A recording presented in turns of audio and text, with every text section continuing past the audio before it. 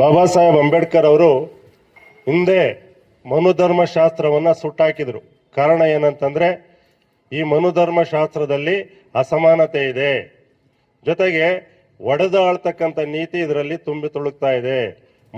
ಇದೇ ಮುಂದುವರೆದಿದ್ದೇ ಆದಲ್ಲಿ ಮುಂದಿನ ದಿನಗಳಲ್ಲಿ ಎಲ್ಲ ಸಮಸ್ತ ಸಮುದಾಯಗಳನ್ನು ಕೂಡ ಒಡೆದು ತುಳಿದು ನೆಲ ಕಚ್ಚಿಸ್ತಾರೆ ಅಂತಕ್ಕಂಥ ವಿಚಾರವನ್ನು ಇಟ್ಕೊಂಡು ಬಾಬಾ ಸಾಹೇಬರು ಮುಂದಿನ ಆಲೋಚನೆಯನ್ನು ಮಾಡಿ ಅವತ್ತು ಸುಟ್ಟಾಕಿದ್ರು. ಇವತ್ತು ಬಲಗೈ ಮತ್ತು ಎಡಗೈ ಸಂಬಂಧಿತ ಜಾತಿಗಳು ಇದುವರೆಗೂ ಕೂಡ ಸ್ವಾತಂತ್ರ್ಯ ಬಂದು 79 ವರ್ಷ ದಾಟಿದರೂ ಕೂಡ ಇದುವರೆಗೂ ಒಗ್ಗಟ್ಟಾಗಿ ಬಂದಿದೆ ಅಂತಂದ್ರೆ ಅದಕ್ಕೆ ಕಾರಣ ಬಾಬಾ ಸಾಹೇಬರು ಬರೆದಿರ್ತಕ್ಕಂಥ ಸಂವಿಧಾನ ಕಾರಣ. ಆದ್ರೆ ಅವತ್ತೇ ಈ ಮನುವಾದಿಗಳು ಅಥವಾ ಸಂಘ ಪರಿವಾರದವರಿಗೆ ಏನು ಮಾಡಕ್ಕಾಗ್ಲಿಲ್ಲ. ಏನ್ ಹಿಂಗಾಯ್ತಲ್ಲ, ನಾವು ಒಡೆದಾಳ್ತಕ್ಕಂಥ ನೀತಿಗೆ ನಾವು ಬದ್ಧರಾಗಿದ್ವಿ, ಈ ಸಂವಿಧಾನ ಇವರನ್ನ ಏನೇ ಮಾಡಿ ಒಗ್ಗಟ್ಟಿನಿಂದ ಎಳ್ಕೊಂಡು ಹೋಗ್ತಾ ಇದೆಯಲ್ಲ ಅಂತೇಳಿ ಅವತ್ತಿಂದಲೂ ಕೂಡ ಅವರು ಯೋಚನೆ ಮಾಡಿ 35 ವರ್ಷಗಳಲ್ಲಿ ಆಂಧ್ರ ಪ್ರದೇಶದಲ್ಲಿ ಮಂದಕೃಷ್ಣ ಮಾದಿಗ ಅಂತಕ್ಕಂಥ ಒಬ್ಬ ವ್ಯಕ್ತಿಯನ್ನ ಹುಟ್ಟಾಕಿ ಅವತ್ತು ಒಳ ಮೀಸಲಾತಿಗೆ ಒಂದು ಮುನ್ನುಡಿಯನ್ನ ಬರೆದ್ರು. ಅವ್ರು ಹೇಳ್ತಾರೆ ನಮ್ಮ ಶ್ರಮ 35 ವರ್ಷಗಳ ಹೋರಾಟ ಇದೆ ಅಂತ. ಆದರೂ ಇಷ್ಟೆಲ್ಲ ಹೇಳ್ಕೊಂಬಂದ್ರು ಕೂಡ ಸುಪ್ರೀಂ ಕೋರ್ಟ್ ಆದೇಶದಂತೆ ಒಳ ಮೀಸಲಾತಿಯನ್ನು ಆಯಾ ರಾಜ್ಯಗಳು ಮಾಡಬೇಕು ಅಂತೇಳಿ ತೀರ್ಮಾನ ಆಯಿತು. ಅದರಂತೆ ಏನೋ ಸುಪ್ರೀಂ ಕೋರ್ಟ್ ಆದೇಶಕ್ಕೆ ನಾವೆಲ್ಲರೂ ತಲೆ ಬಾಗಬೇಕು, ಸರ್ಕಾರಗಳು ತಲೆ ಬಾಗಬೇಕು, ಒಪ್ಕೊಳ್ಳೋಣ. ಹಾಗಂತ ಆದೇಶದಂತೆ ಇರ್ತಕ್ಕಂಥ ಮೀಸಲಾತಿಯನ್ನ ಹಂಚಿಕೊಂಡು ಬದುಕ್ತಕ್ಕಂಥದ್ದು ಎಲ್ಲರ ಕರ್ತವ್ಯ. ಆದರೆ ಅವರು ಎಡಗೈ ಸಮುದಾಯದವರು ಕೇವಲ ಬಲಗೈ ಸಮುದಾಯವನ್ನೇ ಟಾರ್ಗೆಟ್ ಮಾಡಿ ಮಾತಾಡ್ತಕ್ಕಂಥದ್ದು.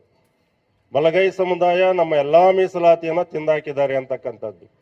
ಬಲಗೈ ಸಮುದಾಯದಲ್ಲಿ ಮಿನಿಸ್ಟರ್ಗಳನ್ನ ಹಿಡಿದು ಮಾತಾಡ್ತಕ್ಕಂಥದ್ದು.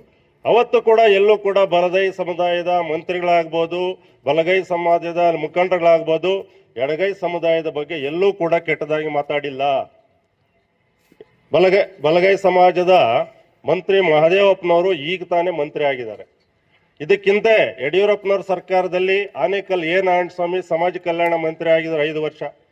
ನಮ್ಮವ್ರು ಯಾರಾದ್ರೂ ಕೂಡ ಕೇವಲವಾಗಿ ಮಾತಾಡಿದಾರ ಎಡಗೈನವರು ಸಮಾಜ ಕಲ್ಯಾಣ ಮಂತ್ರಿ ಆಗಿದ್ರು ಅಂತ? ಸಿದ್ದರಾಮಯ್ಯನವ್ರ ಸರ್ಕಾರದಲ್ಲಿ 13ರಲ್ಲಿ ಎಚ್ ಆಂಜನೇಯ ಅವರು ಸಮಾಜ ಕಲ್ಯಾಣ ಮಂತ್ರಿ ಆಗಿದ್ರು, ಅವರು ಮಾದಿಗ ಸಮುದಾಯದವರು. ನಮ್ಮವ್ರು ಎಲ್ಲಾದ್ರೂ ಮಾತಾಡಿದಾರ ಮಾದಿಗ ಸಮಾಜದವರು ಮಂತ್ರಿ ಆಗಿದ್ದಾರೆ ಅಂತೇಳಿ? ಕುಮಾರಸ್ವಾಮಿ ಮುಖ್ಯಮಂತ್ರಿ ಆಗಿದ್ದಾಗ ಸಮ್ಮಿಶ್ರ ಸರ್ಕಾರದಲ್ಲಿ ಗೋವಿಂದ ಕಾರಜೋಳ ಸಮಾಜ ಕಲ್ಯಾಣ ಮಂತ್ರಿ ಆಗಿದ್ರು, ಅವರು ಮಾದಿಗ ಸಮುದಾಯದವರು.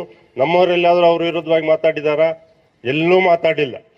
ಅವರು ನಮ್ಮ ಸೋದರ ಸಂಬಂಧಿತ ಜಾತಿಗಳವರು, ಅವರು ಶೋಷಿತ ಸಮುದಾಯದವರು, ಅವರು ಆದರೂ ನಮಗೇನು ಅನ್ಯಾಯ ಆಗಲ್ಲ ಅಂತ ಹೇಳ್ಬಿಟ್ಟು ನಾವು ಸಹಿಸ್ಕೊಂಡು ಬಂದ್ವಿ. ಕೇವಲ ಸುಮಾರು 10-12 ವರ್ಷಗಳ ಕಾಲ ಸಮಾಜ ಕಲ್ಯಾಣ ಇಲಾಖೆ ಎಡಗೈ ಸಂಬಂಧಿತ ಮಾದಿಗ ಸಮುದಾಯದವರೇ ಮಂತ್ರಿಗಳಾಗಿದ್ದಾರೆ, ನಮ್ದೆಲ್ಲೂ ತಕರಾಲಿಲ್ಲ. ಈಗ ಮಹದೇವಪ್ಪನವರು ಮಂತ್ರಿ ಆಗಿದ್ದ ಕಾರಣಕ್ಕೆ ಅವನ್ಯಾರೋ ಮೈಸೂರಿನಲ್ಲಿ ಅರುಣ್ ಕುಮಾರ್ ಅಂತ ವಕೀಲ ನೇರವಾಗಿ ಮಹದೇವಪ್ಪನವರನ್ನ ಸಿಂಗುಲರ್ ಆಗಿ ಮಾತಾಡ್ತಕ್ಕಂಥದ್ದು. ಇಲ್ಲಿ ಇವನು ನೆಲಮಂಗಲದವನು ಭಾಸ್ಕರ್ ಪ್ರಸಾದ್ ಅಂತ ಹೇಳ್ಬಿಟ್ಟು ಅವನು ನೇರವಾಗಿ ವಲಯರನ್ನ ಟಾರ್ಗೆಟ್ ಮಾಡಿ ಮಾತಾಡ್ತಕ್ಕಂಥದ್ದು, ವಲಯ ಮಂತ್ರಿಗಳ ಬಗ್ಗೆ ಕೇವಲವಾಗಿ ಮಾತಾಡ್ತಕ್ಕಂಥದ್ದು. ಇದು ನಮ್ಮ ಬಲಗೈ ಸಂಬಂಧಿತ ಜಾತಿಗಳನ್ನ ರೊಚ್ಚಿಗೆ ಮಾಡ್ತಕ್ಕಂಥ ಕೆಲಸ ಅವರು ಮಾಡಿದ್ದಾರೆ. ಹೋಗ್ಲಿ, ಅವರಿಬ್ಬರು ಕೆಟ್ಟದಾಗಿ ಮಾತಾಡ್ತಿದ್ದಾರೆ. ಅವ್ರಿಗೂ ನಮ್ಮ ಮಾದಿಗ ಸಂಬಂಧಿತ ಜಾತಿಗಳಿಗೆ ಸಂಬಂಧ ಇಲ್ಲ ಅಂತೇಳಿ ಆ ಸಮುದಾಯದವರು ಎಲ್ಲಾದ್ರೂ ಅವರ ಮಾತನ್ನ ಖಂಡಿಸಿದಾರಾ, ನಿರಾಕರಿಸಿದಾರಾ? ಎಲ್ಲೂ ನಿರಾಕರಿಸಿಲ್ಲ. ಅಂದ್ರೆ ಇದರ ಅರ್ಥ ಏನಪ್ಪಾ ಅಂದ್ರೆ ಮಾದಿಗ ಸಮುದಾಯದವರಿಗೆ ಬಲಗೈ ಸಮುದಾಯದವರೇ ನೇರವಾದ ಟಾರ್ಗೆಟ್, ಇವರೇ ಎಲ್ಲಾ ಮೀಸಲಾತಿಯನ್ನ ತಿಂದ್ಬಿಟ್ಟಿದ್ದಾರೆ ಅಂತಕ್ಕಂಥ ಆರೋಪದಿಂದ ನಮ್ಮ ಸಮುದಾಯಗಳನ್ನ ಕೇವಲವಾಗಿ ಮಾತಾಡ್ತಾ ಇರ್ತಕ್ಕಂಥದ್ದು ಬಹಳ ನೋವನ್ನು ತರ್ತಕ್ಕಂಥ ವಿಚಾರ. ಹೋಗೊಟ್ಟು ನಮ್ಮ ಕಾರ್ಯಕ್ರಮ, ನಮ್ಮ ಒಂದು ಬಸ್ ವ್ಯವಸ್ಥೆ ಮಾಡ್ತೀನಿ, ಅದಕ್ಕೆ ಏನೈತೆ ತನು ಮನೆ ದನ ಎಲ್ಲ ನಾನು ಮಾಡ್ತೀನಿ. ಇಡೀ ತಾಲೂಕೆಲ್ಲ ಮನೆಯನ್ನು ಸೇರಿಸಿ ಎಲ್ಲ ಒಗ್ಗಟ್ಟಾಗಿ ಹೊರಡೋಣ. ಓಕೆ, ಜೈ ಭೀಮ್, ಜೈ ಭಾರತ್, ಜೈ ಕರ್ನಾಟಕ. ಇದು ಎಂಥ ಪರಿಸ್ಥಿತಿಯಲ್ಲಿ ನಾವು ಇದೀವಿ ಅಂತ ತಮ್ಗೆಲ್ರಿಗೂ ಗೊತ್ತಿದೆ. ಹಾಗಾಗಿ ತಾವೆಲ್ಲರೂ ಮನೆಯಿಂದ ಏನು ಮಕ್ಕಳಿದ್ದಾರೆ, ಹೆಂಗಸರಿದ್ದಾರೆ, ಎಲ್ಲರೂ ಕರ್ಕೊಂಬರೋಂಥ ಪ್ರಯತ್ನನ ಮಾಡಬೇಕು.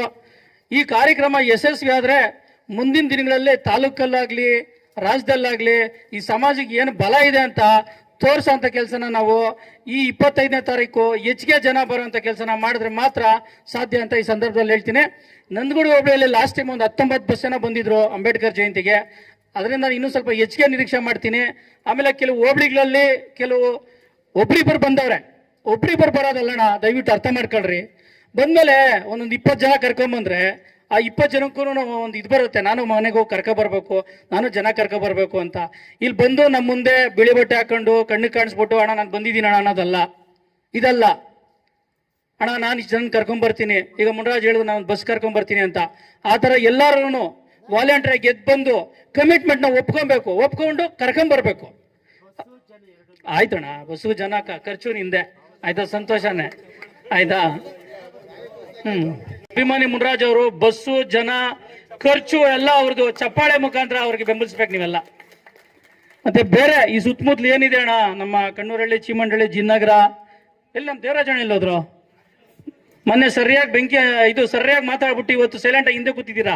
ಬರ್ಬೇಕು ಮುಂದೆ ಅಣ್ಣ, ಮುಂದೆ ಬರಬೇಕು. ನಿಮ್ಮ ಮಾತು ಎಲ್ಲರೂ ಮೊನ್ನೆ ಮಾತಾಡಿರೋದನ್ನ ನೋಡಿದ್ದೀರಾ. ಇವತ್ತು ಅದೇ ಥರ ನೀವೆಲ್ಲರೂ ಏನು 25ನೇ ತಾರೀಕಿನ ಕಾರ್ಯಕ್ರಮಕ್ಕೆ ಬರೋ ಥರ ಉರ್ದುಂಬಿಸಿ ಮಾತು ಹೇಳಬೇಕು.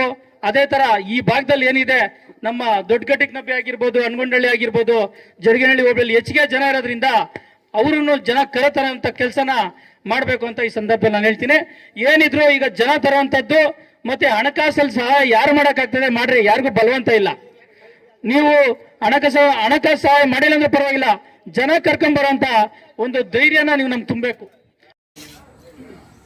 25ನೇ ತಾರೀಕು ಬಲಗೈ ಸಮಾಜದ ನೇತೃತ್ವವನ್ನು ವಹಿಸಿರ್ತಕ್ಕಂಥ ಜ್ಞಾನ ಪ್ರಕಾಶ್ ಸ್ವಾಮೀಜಿಯವರ ನೇತೃತ್ವದಲ್ಲಿ ನಾವು ಹೊಸಕೋಟೆ ತಾಲೂಕಿಂದ ಅತಿ ಹೆಚ್ಚಿನ ಸಂಖ್ಯೆಯಲ್ಲಿ ಭಾಗವಹಿಸ್ತಾ ಇದ್ದೀರಿ.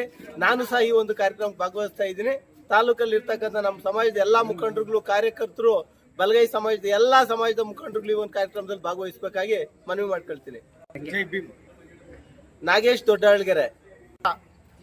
25ನೇ ತಾರೀಕು ನಡೆದಿರ್ತಕ್ಕಂಥ ಒಳ ಮೀಸಲಾತಿ ವಿಚಾರವಾಗಿ ಜ್ಞಾನಪ್ರಕಾಶ್ ಸ್ವಾಮೀಜಿಯವರು ಕರೆದಿರ್ತಕ್ಕಂಥ ಸಮಾವೇಶಕ್ಕೆ ಹೊಸಕೋಟೆಯಿಂದ ಹೆಚ್ಚಿನ ಸಂಖ್ಯೆಯಲ್ಲಿ ಭಾಗವಹಿಸೋದ್ರ ಜೊತೆಯಲ್ಲಿ ನ್ಯಾಯಮೂರ್ತಿ ನಾಗಮೋಹನ್ ದಾಸ್ ರವರ ವರದಿ ಅವೈಜ್ಞಾನಿಕ ಕೂಡಿದೆ. ಅದನ್ನು ಖಂಡಿಸುತ್ತಾ ಹೆಚ್ಚಿನ ಜನರು ಇಲ್ಲಿಂದ ಭಾಗವಹಿಸುವಂತೆ ಎಲ್ಲ ಹೊಸಕೋಟೆ ತಾಲೂಕಿನ ನಾಗರಿಕರಲ್ಲಿ ಮನವಿಯನ್ನು ಮಾಡ್ತೇನೆ. ನಾನು PM ಚಿನ್ನಸ್ವಾಮಿ, ಹರಮನಹಳ್ಳಿ. 25/3/2026ನೇ ತಾರೀಕು ಫ್ರೀಡಂ ಪಾರ್ಕ್ ಬೆಂಗಳೂರಿನಲ್ಲಿ ನಡೀತಕ್ಕಂಥ ಬಲಗೈ ಸಮಾಜದ ಒಳ ಮೀಸಲಾತಿ ವಿಚಾರವಾಗಿ ಹೋರಾಟ ಹಮ್ಮಿಕೊಂಡಿದ್ದು, ಈ ಹೋರಾಟವನ್ನು ನೇತೃತ್ವ ವಹಿಸತಕ್ಕಂಥ ಸನ್ಮಾನ್ಯ ಶ್ರೀ ಜ್ಞಾನಪ್ರಕಾಶ್ ಸ್ವಾಮೀಜಿಗಳವರ ಅಧ್ಯಕ್ಷತೆಯಲ್ಲಿ ನಡೆಯಲಿದೆ. ಈ ಕಾರ್ಯಕ್ರಮಕ್ಕೆ ನಮ್ಮ ಬೆಂಬಲ ಇರುತ್ತದೆ. ಅಯ್ಯರ್ ನಾರಾಯಣಸ್ವಾಮಿ, ಹೊಸಕೋಟೆ. ನಮೋ ಬುದ್ಧಾಯ, ಜೈ ಭೀಮ್. ಏನು ನಮ್ಮ ಜ್ಞಾನಪ್ರಕಾಶ್ ಸ್ವಾಮೀಜಿಗಳು ಕೊಟ್ಟಿರ್ತಕ್ಕಂಥ ಕರೆ ಒಳ ಮೀಸಲಾತಿ ಹೋರಾಟ, ಈ ಹೋರಾಟಕ್ಕೆ ಹೊಸಕೋಟೆ ತಾಲೂಕಿನ ಎಲ್ಲ ನಮ್ಮ ಬಲಗೈ ಸಮುದಾಯಗಳ ವತಿಯಿಂದ ಎಲ್ಲರೂ ನಾವು ಒಕ್ಕೂರಿನಿಂದ ಒಗ್ಗೂಡ್ತಾ ಇದ್ದೀವಿ. 25ನೇ ತಾರೀಕು ನಾವು ಕೂಡ ಸಮರೋಪಾದಿಯಲ್ಲಿ ಎಲ್ಲರೂ ಫ್ರೀಡಂ ಪಾರ್ಕಲ್ಲಿ ಬಂದು ಸೇರ್ತಾ ಇದ್ದೀವಿ. ಬಂಧುಗಳೇ, ಬಲಗೈ ಸಮುದಾಯದ ಬಂಧುಗಳು ರಾಜ್ಯದ ಎಲ್ಲೇ ಇದ್ರೂ ಕೂಡ ಸಮರೋಪಾದಿಯಲ್ಲಿ ಆಗಿ ಎಲ್ಲರೂ ಹರಿದು ಬಂದು ನಮ್ಮ ಜ್ಞಾನಪ್ರಕಾಶ್ ಸ್ವಾಮೀಜಿಗಳ ಒಂದು ಹೋರಾಟಕ್ಕೆ ಒಗ್ಗಟ್ಟನ್ನು ಕೊಡೋಣ, ಆ ಹೋರಾಟವನ್ನು ಯಶಸ್ವಿ ಮಾಡಿಸೋಣ. ಸರ್ಕಾರಕ್ಕೆ ಈ ಒಂದು ಕಾರ್ಯ ಅತಿ ಶೀಘ್ರದಲ್ಲೇ ಮಾಡಲಿ, ವೈಜ್ಞಾನಿಕವಾಗಿ ಮಾಡಲಿ ಅಂತ ಕೇಳ್ಕೊಳ್ಳೋಣ. ಜೈ ಭೀಮ್. ದೇವರಾಜ ಮಂಡಳಿ ತಾಲೂಕಿನ ಸಮಸ್ತ ಬಲಗೈ ಸಮುದಾಯದ ಬಂಧುಗಳಲ್ಲಿ ಏನಿವತ್ತು ದಿನಾಂಕ 25/3/2026 ಏನಿವತ್ತು ಬಲಗೈ ಸಮುದಾಯಗಳಿಗೆ ಏನಿವತ್ತು ಒಳ ಮೀಸಲಾತಿಯಲ್ಲಿ ಅನ್ಯಾಯ ಆಗಿದೆ, ಅದರ ವಿರುದ್ಧ ಮತ್ತು ರೋಸ್ಟರ್ ಬಿಂದುವಿನಲ್ಲಿ ಆಗಿರ್ತಕ್ಕಂಥ ಅನ್ಯಾಯವನ್ನ ಸರಿಪಡಿಸುವ ನಿಟ್ಟಿನಲ್ಲಿ ಸಮುದಾಯ ಇವತ್ತು ಕರೆ ಕೊಟ್ಟಿದೆ. ಈ ಒಂದು ಕರೆಗೆ ತಾಲೂಕಿನಿಂದ ನಮ್ಮ ಸಮುದಾಯದ ಹೆಚ್ಚಿನ ಜನರು ಬಂದು ಈ ಒಂದು ಹೋರಾಟಕ್ಕೆ ಬೆಂಬಲ ಸೂಚಿಸಬೇಕಂತೇಳಿ ಈ ಮೂಲಕ ಹೇಳ್ತಾ ಇದ್ದೀನಿ. ಜೈ ಭೀಮ್. ನನ್ನ ಹೆಸರು ಕೇಶಿಟ್ಟಳ್ಳಿ ಚಂದ್ರಪ್ಪ ಅಂದ್ಬಿಟ್ಟು, ನಂದಗುಡಿ ಹೋಬಳಿ, ಹೊಸಕೋಟೆ ತಾಲೂಕು, ಬೆಂಗಳೂರು ಗ್ರಾಮಾಂತರ ಜಿಲ್ಲೆ. ನಾವು ಬಲಗೈ ಸಮುದಾಯದಿಂದ ಸುಮಾರು ಒಂದು 5,000 ಜನ ಹೊಸಕೋಟೆ ತಾಲೂಕಿನಿಂದ ಬರ್ತಾ ಇದ್ದೀರಿ. ನಮ್ಮ ಬೆಂಬಲ ನಮ್ಮ ಜ್ಞಾನಪ್ರಕಾಶ್ ಸ್ವಾಮೀಜಿಯವರಿಗೆ ಇದೆ ಅಂತೇಳಿ. ಜೈ ಭೀಮ್.